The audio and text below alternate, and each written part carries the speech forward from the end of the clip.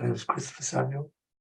I'm an artist who makes work about disability and identity politics.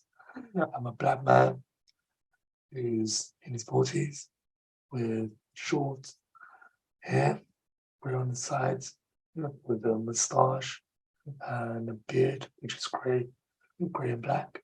I'm wearing a grey hoodie, and I'm sitting in my room on my electric wheelchair.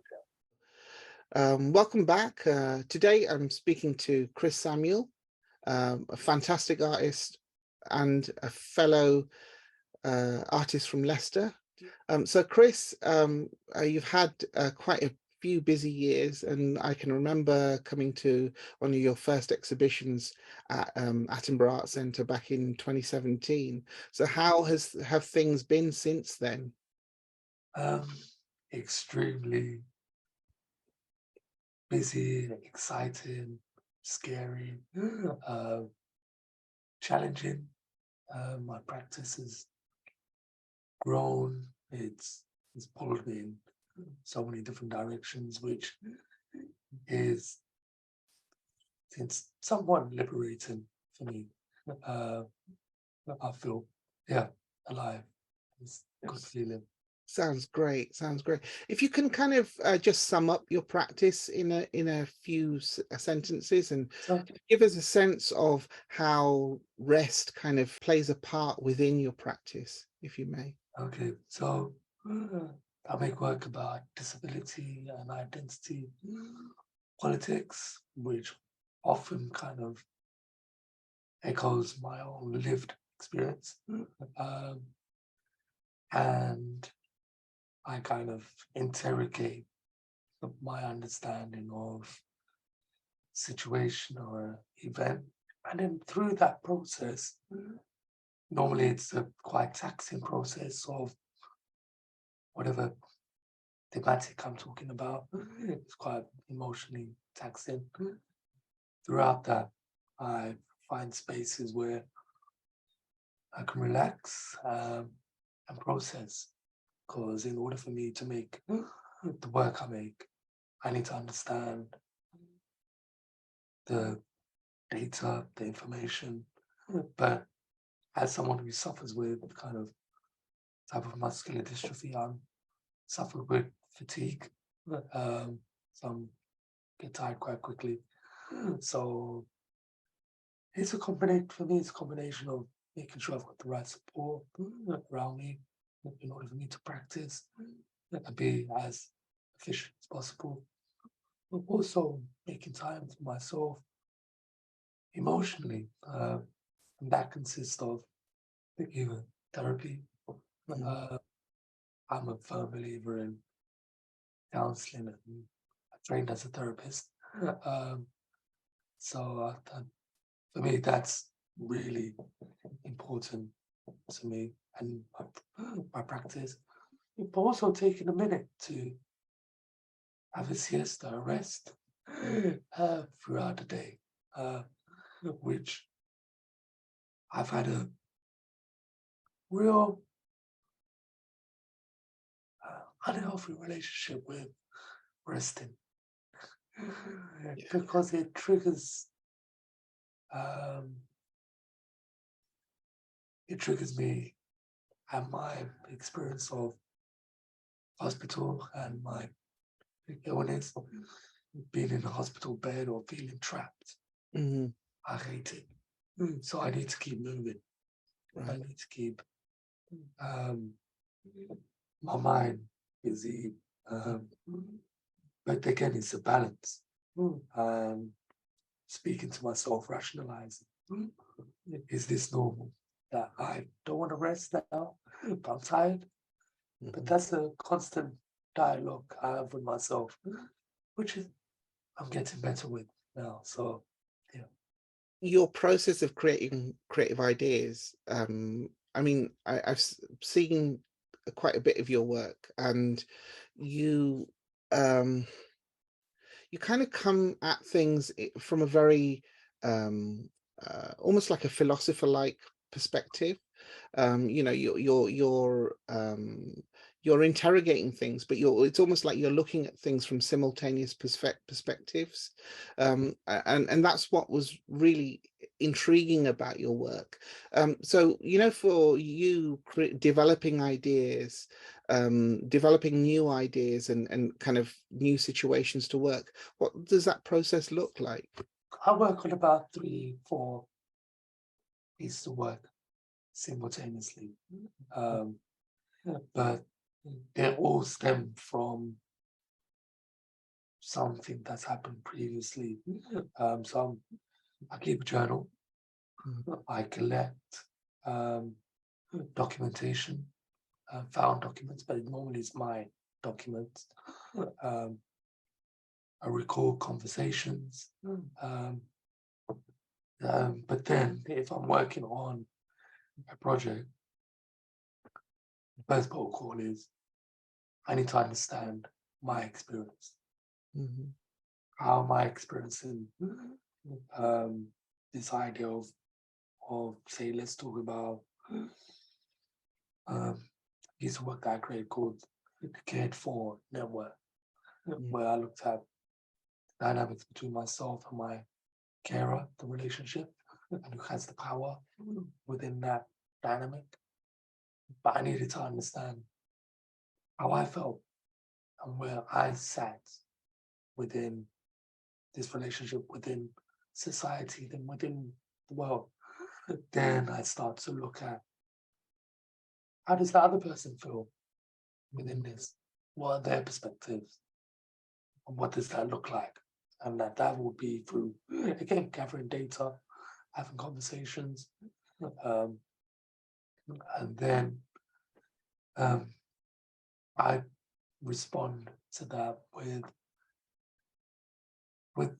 the most, trying to be the most authentic in and humanistic, person-centered approach in having a voice, because a lot of my work is about feeling like I don't have a voice or being marginalized. Not just myself, but other disabled and Black individuals on the margins. Does that make sense? Yeah, it does a lot of sense. I wanted to move to the Welcome Inn, the work where you created it was an installation essentially, but it was also a functioning hotel room. And you were subverting these ideas of rest, and it was really interesting to see how you actually went about that. And I hear through other conversations that when I've heard you speak about the the fact that it was almost antithetical to the ideas of room design for the people that were actually putting it together. So yeah, they were feeling a little bit kind of taken aback. Yeah, that exactly. But it did its job. But I think for me, again, like I just said, I think it's my work is never just about me. It's never just about my experience. The whole premise and idea of that welcoming piece came about through me becoming homeless, being forced to live in a hotel in a room that was labeled accessible, which wasn't. I had to sleep in my wheelchair for 3 months because I couldn't sleep in a bed. I couldn't even get round the bed properly because the table, the way the room was designed, I couldn't use the bathroom. I had to use the bucket. I couldn't use the shower because there was a bath and a shower in the bath. There was so many problematic things happening. But the interesting thing here was when people go to hotels, it's generally a place to rest. I couldn't rest there. That space wasn't designed for a disabled person in mind. So, but for me, again, the social model plays a big role in my practice, social model of disability. Yeah. Um, it, so I wanted to create space that some people might be theatrical and quite funny, but this is a functioning hotel room. People can book a night and stay over there for a few nights, but a disabled person won't be able to stay in that room because it's really inaccessible for them. But for instance, I designed plug sockets that were out of reach for, well, you can reach it, an able-bodied person can reach it, but it's quite low down. The height of the bed was calculated based on the average person's height. So you can get into the bed, but it'll be difficult to get in and out for the average person. The toilet door was trapped behind the toilet, so there was no privacy. You couldn't sit underneath the desk because the chair and the table flush. The beautiful thing about that was people who stayed in the room, first night they thought it was hilarious. Second night, not so. Third night, they had a real understanding of a lifetime of inaccessibility and spaces that are not designed for you. It changed their whole perspective on an experience that they would have never been able to kind of empathize with. Yeah. Difference between empathize and sympathize. But as I was designing it, going back to your point, the builders who were contracted to kind of plumb the plumbing and do the plug sockets and lighting and everything. They said that I went there and they reverted back to this generic kind of standard height of plugs, and the toilet should be this high and the sink. I said, you don't get it. This is the whole point. This is not legal. There was a whole pushback on, are we legally able to do this? Because I'm like, this is the point. So it's okay for an able-bodied person to design a space for a disabled person that's inaccessible. But it's not okay for a space to be designed not for an able-bodied person. It's a legal issue. There were so many different layers to that kind of dialogue and that creation of work. But again, it boils down to rest and spaces that are designed for, or not designed for, individuals. Yeah, this is a very strong metaphor. Yeah. Very strong metaphor for people, who don't understand access.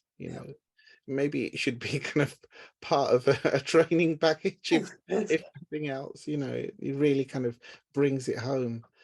I just wanted to move to another piece of yours, which was Swinging in the Wind, for the organization Sex with Cancer. If you can just tell us a little bit about that.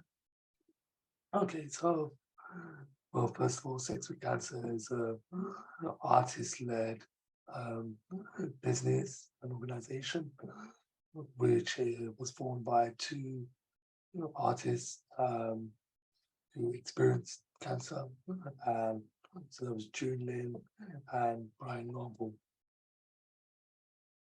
They commissioned me to respond to the taboo subject of sex and intimacy with illness. And I conducted a series of interviews with over 25 men who experienced testicular cancer and prostate cancer to speak about the impact of on their life and their partners and their identity as men. Um, it's a really interesting project, something that I've always wanted to kind of explore, purely because I've not always been kind of wheelchair bound. I've been a lot more kind of mobile before, and as my condition progressed, my identity as a man shifted on what I thought a man should be or not be. All of these contradictions were kind of plaguing me and following me.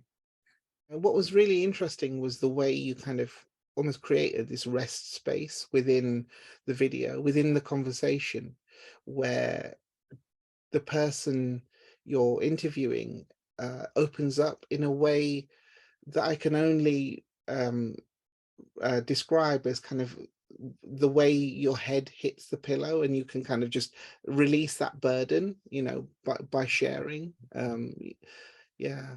So Yeah, that's really interesting and lovely metaphor. uh, and for me, that was one of the beautiful things about this project. I had simultaneously this experience with all of the men mhm. because it's a taboo subject.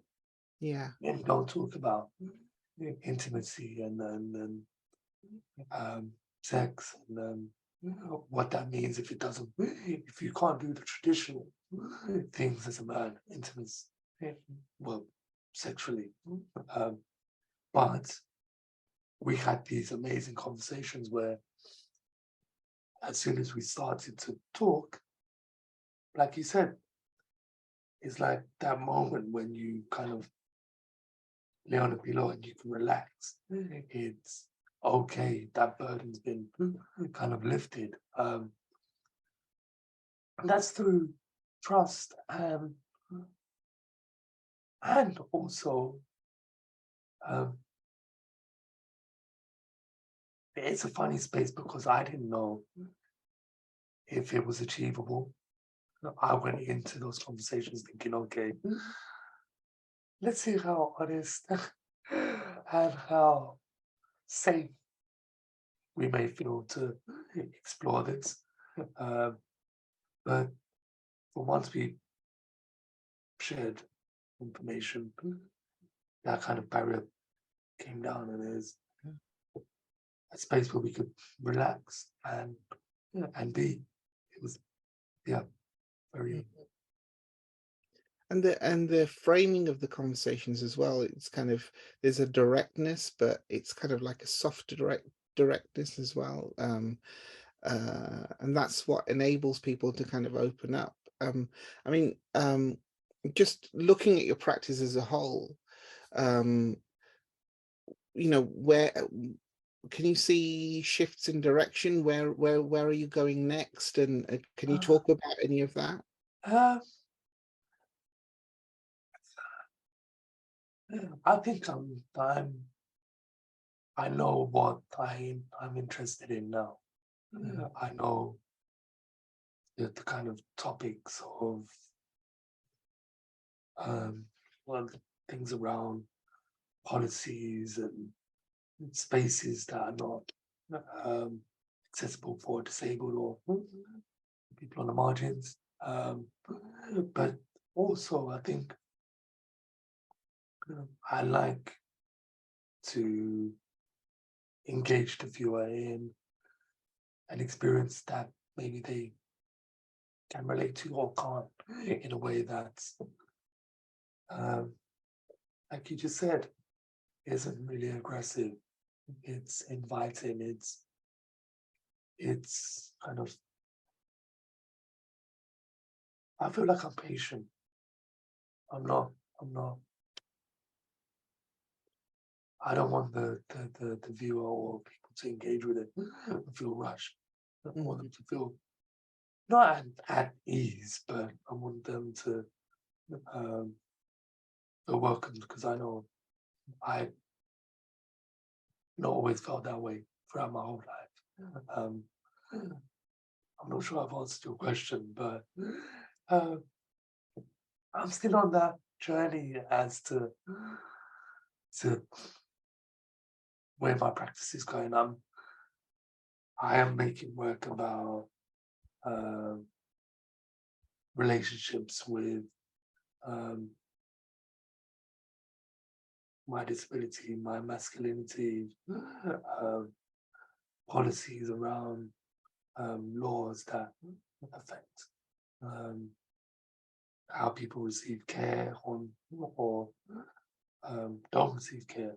Um, um, that's a loaded question. It's so much. It is a very loaded question, and you've answered it really well. I mean, I really kind of understand that idea that um, it's almost like you're trying to make a point, but you don't want to do that in an antagonizing way. You don't want to kind of like push people into kind of understanding. It's like you want to bring people um, to understand it themselves. Yeah, and as well, I think, and this is everyone's different. There's some artists who work in a different way to me. That's Mhm. okay. I think for me, um,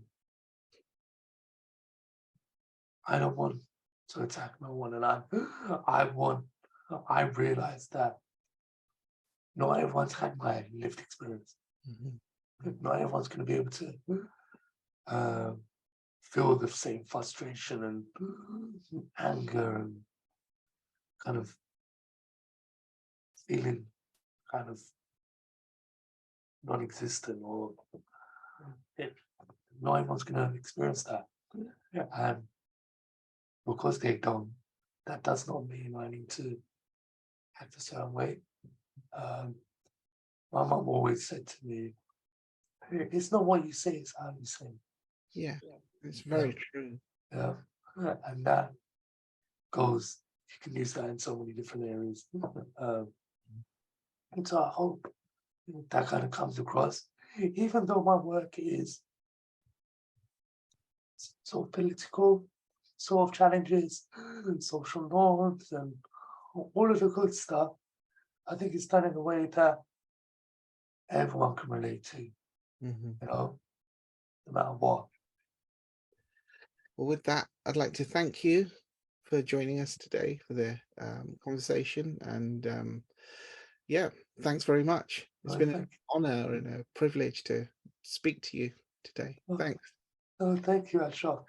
Um, thank you for inviting me. It's been a real honor. Um, I've enjoyed it. Cheers. Thanks very much.